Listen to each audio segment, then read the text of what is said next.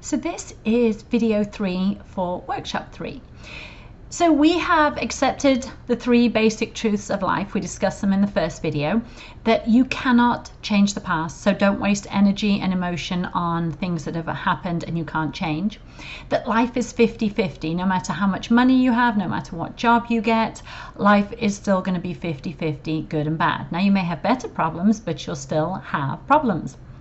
And the only thing that you can actually control is your response to a situation, because that will allow you to have the most positive outcome possible.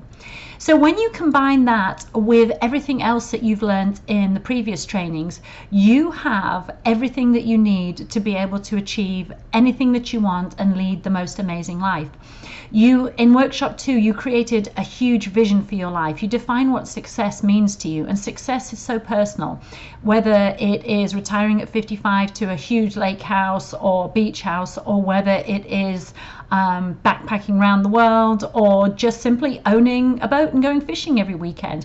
Whatever you define success as is that thing that motivates you every day. On those days when you get that 50% of a bad day, 50% of the time, thinking about that fishing boat or thinking about that beach house, that's what keeps you going.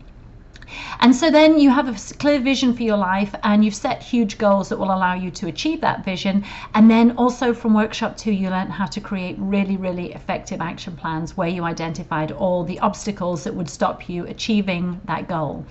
And then when you have the ability to manage your time each day, which is what you learned in workshop 1, when you can prioritize the tasks that are going to get you closer to your goal and that ultimate vision of success, and you can manage your time and your priorities, you get so much more done, you feel more productive, and it allows you to have a much more positive mindset because you're not racing from one crisis to the next. You're actually in control and you're achieving those priorities each day.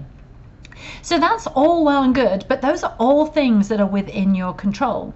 What about the things that you can't control, which is other people? Because we now know that we can only control ourselves. Well, even if you don't have a huge team of people reporting to you, if you're just in an entry-level position, you manage people every day. There's customers who call you, there's suppliers who call you, there are technicians. Everybody is relying on you to manage the relationships with the people that you deal with every day. And that is where becoming an excellent employee comes into play, because everybody is an employee, even if you are the company owner. If you are not an excellent employee, then people are not going to look up to you, and life is going to be much more difficult. So what are the 5 key skills of an excellent employee? Number 1, you add value to everything you do. That is the most important thing that you do in your job, because if you don't add value, you're not even going to cover the cost of being employed, because it costs a lot to employ someone. There's all the healthcare costs, the overhead costs and everything. You've got to cover those and then produce huge amounts of value in your role. The second key skill is being a responsible adult. Are you a Tigger or are you an Eeyore? You have complete control over your attitude, over your thoughts. It takes a lot of work, but you have control. You can be a responsible adult because people want to be around responsible people, and responsible people get stuff done. And then the third thing is leading by example, so that people step up to your level. You want to be that person who inspires everybody else to hand their work in on time, to get you orders on time, to do whatever you need them to do, because they know that you are someone who leads by example and you have very high standards. The fourth thing is setting clear expectations and making sure that you get agreement on those expectations. With email, it's very easy to ask someone to do something, and then when they don't respond, you presume that they've understood what you need and they've accepted your deadline. So setting clear expectations and getting agreement on those deadlines is vital, as is key skill number 5 of being an excellent employee, which is following up.